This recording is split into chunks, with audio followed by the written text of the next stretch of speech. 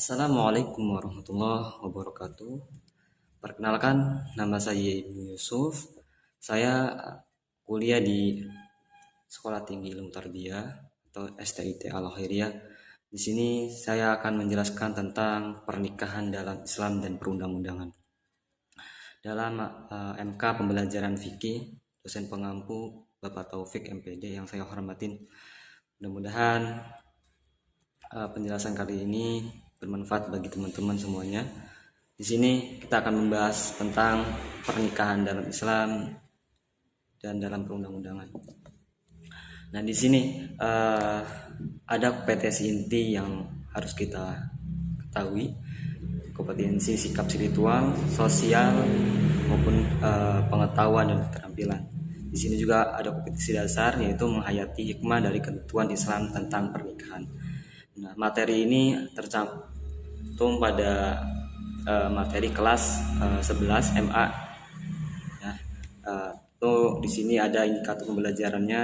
Yang pertama, meyakini terdapat hikmah dari ketentuan Islam tentang pernikahan itu sendiri. Kemudian tujuan pembelajaran dari materi ini tentunya untuk menjelaskan pengertian nikah dan hitbah, dan juga dapat mengetahui hukum nadar bagi wanita yang akan dinikahi, dan juga dapat memahami syarat-syarat wali dan saksi pernikahan.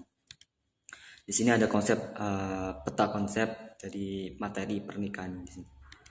Baik, kita langsung ke pembahasan, yaitu tentang pengertian nikah itu sendiri. Kata nikah atau pernikahan sudah terjadi, itu menjadi kosakata ya dalam bahasa Indonesia sebagai pedana kata perkawinan, yaitu zawaju.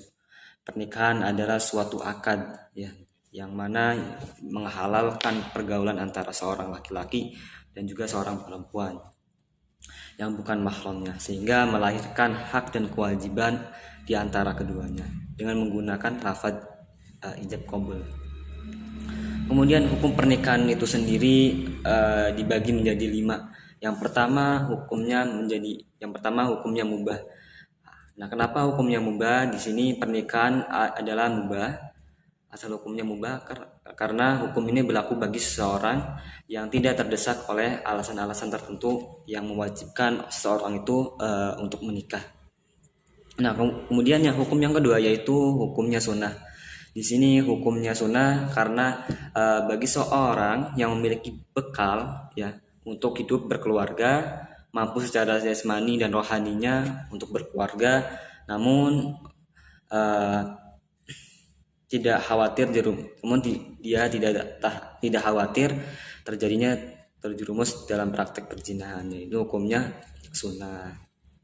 Nah, di sini dalam artian bekal di sini bukan hanya dari finansial tapi dari segi pengetahuan juga ya. Kemudian di sini yang ketiga adalah hukumnya wajib, di mana seseorang mencapai kedewasaan dari segi umurnya maupun jasmani rohaninya mampu memiliki bekal juga untuk menafkahi seorang istri dan khawatir dirinya kalau tidak segera menikah akan terjerumus. Nah, itu hukumnya wajib. Nah, ada juga hukumnya ma'ruf. Ma'ruf di sini kalau seseorang yang belum mempunyai bekal ya atau belum mampu dari segi finansial ataupun yang lain-lainnya, nah itu hukumnya mampu. Itu hukumnya ma'ruf. Ya. Karena secara fisik untuk menyongsong kehidupan berumah tangga dan dia tidak khawatir jerumus dalam praktik perzinahan hingga datang waktu yang paling tepat untuknya. Jadi dia sambil menunggu hukumnya makruh. Dan juga ada yang terakhir yaitu hukumnya haram. Kenapa haram pernikahan di sini? Karena pernikahan yang terjadi kalau hukumnya haram disebabkan karena tujuannya. Di sini tujuannya menyakiti, mempermainkan serta memeras hartanya. Misalkan seperti itu tujuan untuk pernikahan. Nah, maka hukum pernikahan itu sendiri menjadi haram. Nah, kita lanjut ke meminang atau hitbah. Nah, hitbah sendiri artinya pinangan, yaitu permintaan dari seorang laki-laki kepada seorang perempuan untuk dijadikan seorang istri dengan cara yang sudah berlaku baik dari masyarakat gitu ataupun dari adat istiadatnya. Nah, untuk cara mengajukan pinangannya itu yang pertama pinangan kepada gadis atau janda yang sudah habis masa idahnya dinyatakan secara terang-terangan. Tapi bila mana janda di sini ditinggal wafat, jadi yang tinggal wafat atau ida talak bain ya, tinggal mati, tidak boleh dinyatakan secara terang-terangan. Kemudian pinangan kepada mereka hanya boleh dilakukan secara sendirian. Gitu. Kemudian perempuan yang boleh dipinang di sini ada beberapa kriteria.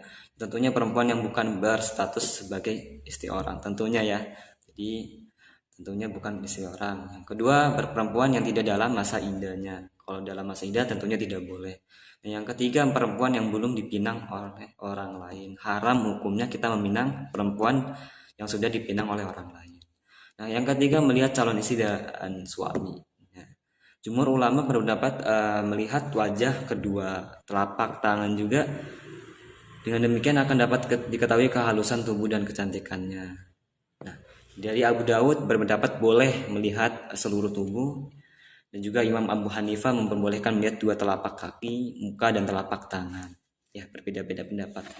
Di sini juga ada memahami mahram. Ya, tentunya memahami mahram sendiri yaitu baik dari laki-laki ataupun perempuan ya, yang haram untuk dinikahi. Nah, adapun sebab-sebab ia menjadi seseorang perempuan atau perempuan yang haram dinikahi oleh seorang laki-laki dapat dibagi menjadi dua bagian. Yang pertama, sebab haram untuk dinikahi selama-lamanya. Ada juga yang sebab haram untuk dinikahi cuma sementara aja. Nah, di sini sebab haram untuk dinikahi selamanya itu ada wanita yang haram dinikahi karena hubungan nasab ya, saudara sedarah gitu. Nah, yang kedua pertalian nikah. Nah, yang ketiga adalah karena sesusuan. Nah, walaupun beda ayah, cuman satu susuan itu tidak boleh. Ada juga dinikahi karena sebab li'an. Li'an itu kita menyamai perempuan dengan saudara kita atau seorang ibu kita. Dan juga yang kedua, sebab haram untuk dinikahi sementara, cuman sementara di sini. Tentunya yang pertama itu pertalian nikah. Ya, yang kedua talak bain atau talak 3. Nah, kalau udah talak 3, tentunya kalau mau rujuk lagi, tentunya tidak boleh, kecuali ada syarat-syaratnya. Itu cuma sementara, bisa juga boleh. Nah, kemudian memadu 2 orang perempuan bersaudara, tete adik gitu, itu nggak boleh. Cuman sementara. Kalau yang satu meninggal bisa turun ke adiknya, bisa kalau mau. Yang ketiga, berpoligami lebih dari 4. Kalau laki-laki ingin menikah lagi dengan istri yang kelima itu tidak boleh, karena syaratnya hanya 4 orang perempuan. Kalau mau nikah lagi itu tidak boleh. Nah, yang terakhir yaitu perbedaan agama. Perbedaan agama tentunya haram ya. Tapi kalau udah ini mualaf, udah masuk Islam, itu diperbolehkan. Yang kedua, kemudian prinsip kafaah dalam pernikahan. Nah, pengertian kafaah atau sekufu artinya kesamaan atau kecocokan atau kesetaraan dalam konteks pernikahan. Berarti adanya kesamaan atau kesetaraan antara calon suami dan calon istri. Kemudian hukum kafaah. Di sini hukum kafaah adalah hak perempuan dari walinya. Nah, jika seorang perempuan rela menikah dengan seseorang yang laki-laki dengan tidak sekufu, ya nggak masalah. Tetapi kalau walinya tidak rela, ya walinya berhak mengajukan gugatan atau membatalkan. Nah, kemudian syarat dan rukun nikah di sini ada 4. Yang pertama itu syaratnya calon suami dan calon istri. Nah, yang kedua wali. Ya, wali syaratnya tentunya laki-laki ya, laki-laki beragama Islam, baligh, berakal. Ya. Kemudian 2 orang saksi di sini. Tentunya orang saksi juga 2 orang laki-laki beragama Islam, dewasa, baligh. Ya. Kemudian di sini ada juga ijab qabul. Ijab qabul juga ada syarat-syaratnya, menggunakan kata yang bermakna menikah, nikah. Ya. Kemudian lafaz ijab qabul diucapkan pelaku akad nikah. Kemudian juga di sini ada mahar. Mahar tidak termasuk dalam rukun dan syarat pernikahan ya.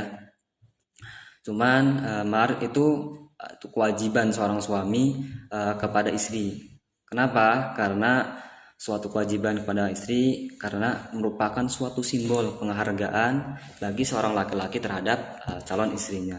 Nah, ada macam-macam mahar di sini. Ada mahar musamah, ada mahar mitsal di sini.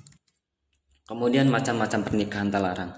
Tentunya yang pertama nikah mut'ah. Di sini nikah mut'ah itu dalam artian seseorang dengan tujuan bersenang-senang, ya, untuk sementara waktu, itu tidak boleh. Juga di sini ada nikah syigar, yaitu tanpa adanya mahar. Kemudian juga ada nikah tahlil. Nikah tahlil ini gambar nikah tahlil itu seorang suami yang udah mentalak istrinya 3 kali, yang udah mentalak istrinya ketika udah menjima, dia talak supaya agar bisa dinikahi oleh suaminya yang pertamanya gitu. Yang terakhir adalah nikah beda agama. Tentunya kalau beda agama tidak boleh atau pernikahannya haram, jadi terlarang. Jadi hikmah pernikahan di sini hikmah bagi individu dan keluarga, terwujudnya kehidupan yang tenang dan tentram karena terjalin cinta dan kasih sayang di antara sesama Kemudian dengan adanya pernikahan, maka tujuan daripada syariat tentang nikah tercapai, yaitu menjaga keturunan. Nah, kemudian pernikahan tidak saja hanya menjalankan hak dan kewajiban bagi suami istri yang dipenuhi, akan tetapi rasa saling mengerti di antara keduanya harus dipahami.